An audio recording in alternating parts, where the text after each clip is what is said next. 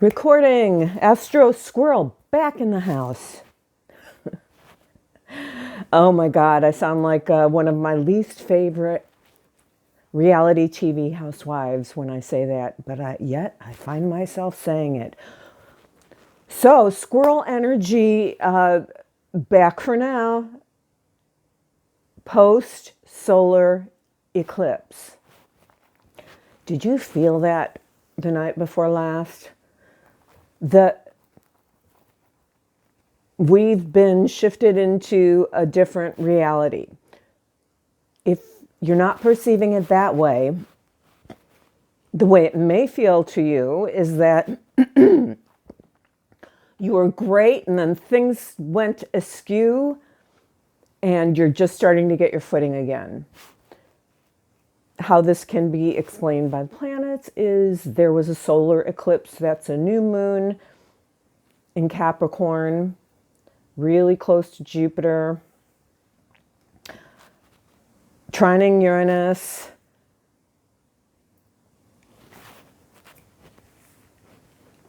The whole shift with Mercury really close to the galactic center. Is it still there now? Yeah, it's not even at 28 yet. So Mercury's still in Sagittarius. This shift is going to be punctuated when Mercury goes into Capricorn in about 3 days. I'll post later what the exact day is. So the theme is work, seriousness, again, the goat on the hill. I just thought of the Beatles song, The Fool on the Hill. But the goat is no fool. The goat's no fool. The goat has purpose. Venus is getting firmly footed into Aquarius. For a moment there was a square to Uranus, which took your Venus energy that wanted to play into. You can personally look at the way it played out in your life. What I'm talking about is how you would experience this on an energetic level. I find it interesting that some of the people I talk to have never either, God help me, meditated, not necessarily formally meditated, done some sort of practice to still yourself, whether it's breathing deeply and just feeling yourself in your body, feeling your feet firmly rooted on the earth that's actually ever changing, that we'd like to believe is solid, while tuning into the greater power, presence, good that flows through each one of us. How important it is to do whatever you can to ground yourself if you're feeling out of sorts. And sometimes you don't even realize it's you. And the way you can gauge it is by what appears to be going on outside of you. This is what the energy has felt like the last couple of days to me. So you've got to pay attention if you want to feel it.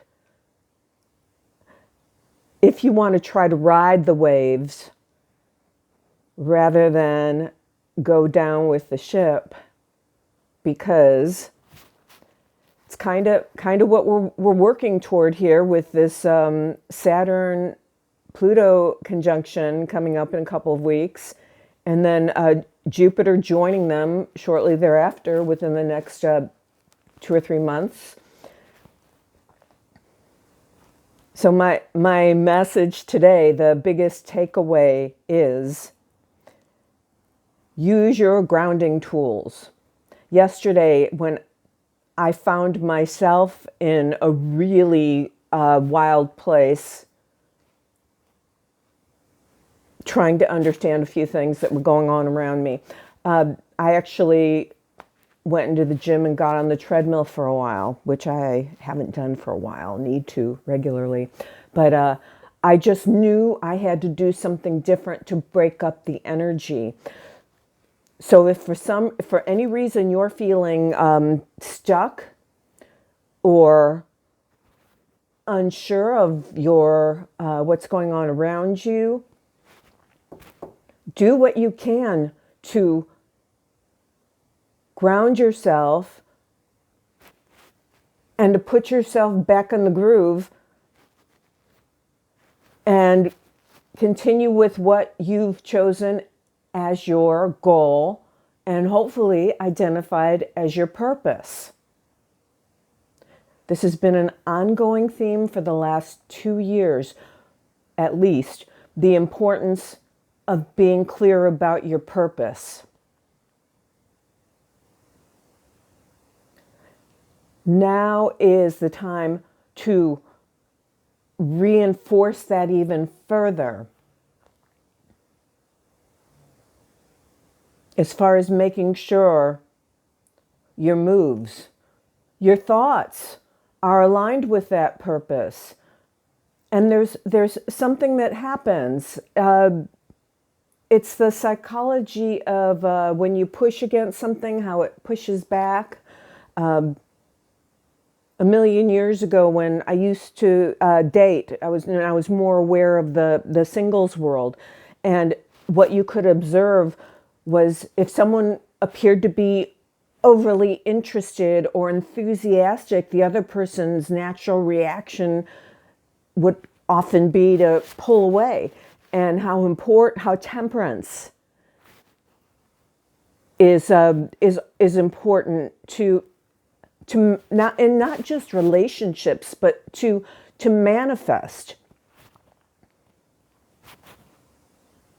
to co-create your reality, what you want your physical world to look like, but ultimately designed with expressing your clearest, highest goals and purposes. So Jupiter and the South Node are getting closer. This is going to happen in a few days. This is part of the path, the nodes. Destiny, where you've come from, where you're going, the collective mood, the polarity that's been visible for a while in socio-political goings-on. And this also affects your home environment and your professional environment. This is all tied together with the North and South Node through Cancer and Capricorn. So the giant magnifying glass in the sky and the South Node are about to meet. A few months ago, the South Node was already conferring with Saturn and Pluto. So now along comes Jupiter.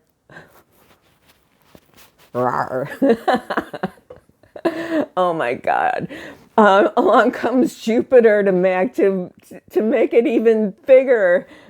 So watch for more socio-political fireworks. Let's see if the obvious secrets, that if anyone's been paying attention, all the stuff that it's nothing to see here, move along. Let's see if this is going to explode outwardly, or if the collective's just going to become more aware of it personally. I just wanted to check in with you to let you know about this energy shift that's occurred. And this solar eclipse was no small deal. This was a one-off. This is energy shift ushering in the next 6 months, the first half of 2020. Last for now, 2020 is not going to be what anyone thinks it is, and it's going to be huge. So the best we can do individually is to find our center inside of ourselves ultimately. And when that keeps shifting, it's where's the rope? Where's the rope? You know, build your trusted circle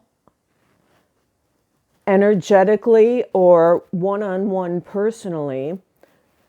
Thank God for social media. So many of us have connected with one another. I'm at 10 minutes. I'm going to stop here. Thank you. Thank you. Thank you for spending your time with me. It means so much to me to be able to share this with you. And as always, if it's made any difference in growing your perspective to what you're personally experiencing, that's everything. That's everything to me. Bye for now. See you next time. I hope Astro Squirrel stays around because she's a whole lot happier and more up than non-Astro Squirrel. Bye-bye.